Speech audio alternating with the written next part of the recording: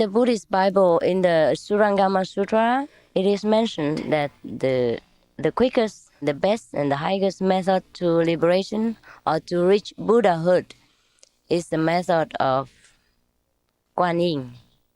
Guan Yin means contemplating on the inner heavenly sound stream or the vibration. And in the Lotus Sutra, it is also mentioned that a great cultivator or the master of the method would experience some kind of inner heavenly music. The music of the flute, of the conch, of the seashell, all the kinds of musical instruments, many kinds, those with strings and those without string, the drums and trumpet, etc. Also the sound of thunder, the sound of heaven, the sound of hell, the sound of human beings, and all kinds of other beings. Now in the Christian Bible, it is also stated that when God appears, his voice is like the sound of many waters. In the Buddhist Sutra, it says the same thing. We can hear the sounds of the sea, the ocean. That is the sound of many waters. Also the sound of the running waterfall. That is the sound of many waters. And also the sound of thunder. And God appeared in a great flame, and his voice was like the sound of thunder. Do you remember? Yeah?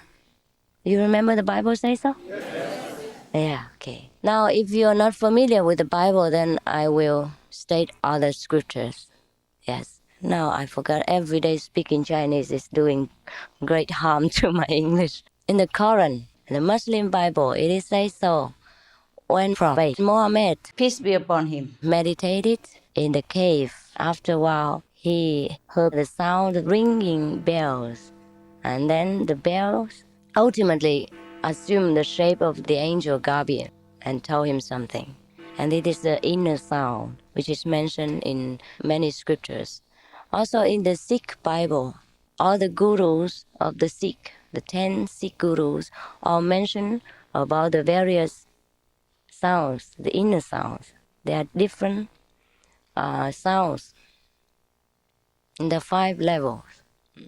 So when Guru Nanak, he say, when one listens to the inner sound of God, one will know everything. And he says something more, but at the moment I can't really remember. But in every hymn in the Sikh scriptures, they also praise this kind of inner vibration. Do I remember well? Is that right? Yeah? Yeah. I'm glad that I have said it somehow understandably to you. And because the Adigram is so great like this, the 6 scriptures are so great, so big like this. So one would have to devote one's whole life to remember everything. But I just remember some of it because I'm born in a Buddhist family and a Christian faith. Therefore, even if I devote some time to the 6 scriptures, I'm afraid that I have some failure of remembering the whole thing. Now, what is it in the 6 scriptures? It's nothing new. It is a collection of various sayings and statements from past masters of different religions, different sects, different periods of time. So actually, if we read the 6 scriptures and we find some Buddhist sayings, there are some Persian proverbs, some Christian thought in it, and all the Hindu past masters sayings inside.